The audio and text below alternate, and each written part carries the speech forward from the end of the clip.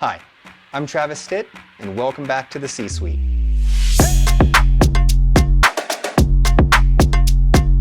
The Chief Information Security Officer, or CISO, is one of the newer chiefs added into a lot of organizational structures. The CISO's job is around the information security, the data security across the organization, but also establishing all the processes on how to respond to IT events and security events. Likewise, they're responsible for establishing all of the data governance and security policies inside an organization. As a photographer, we deal with all kinds of information, everything from credit card numbers to capturing very personal and private moments across a wide range and customer base. So as the CISO of your organization, it's important to make sure that this information is always secure. Nobody ever wants to end up on the front page of a newspaper that somehow somebody's family photos got published in a place they're not supposed to be. So a couple things that you can do as you put the CISO hat on in your organization.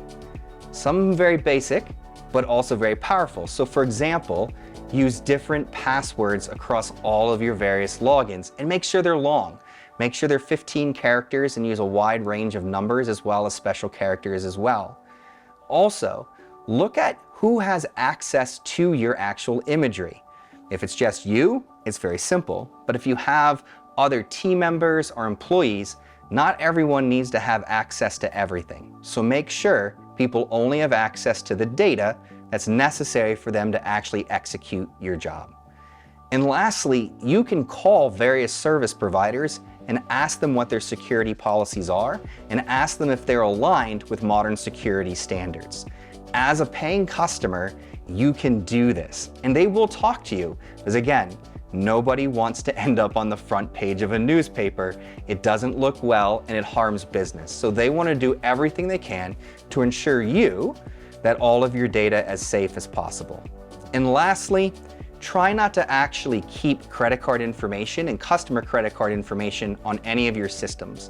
I highly recommend using a third-party provider, something like Square, Stripe, etc., any of those, where the customers are entering that into a third-party system, which pays you, and you're not responsible for them as well. So again, cybersecurity is always changing and it's always evolving and it can be a little bit scary. But the short answer is as you're moving through your business, make sure that security is sitting at the core of what you do and it's not an afterthought. If you do that, you'll be absolutely fine and won't have any problems in the future.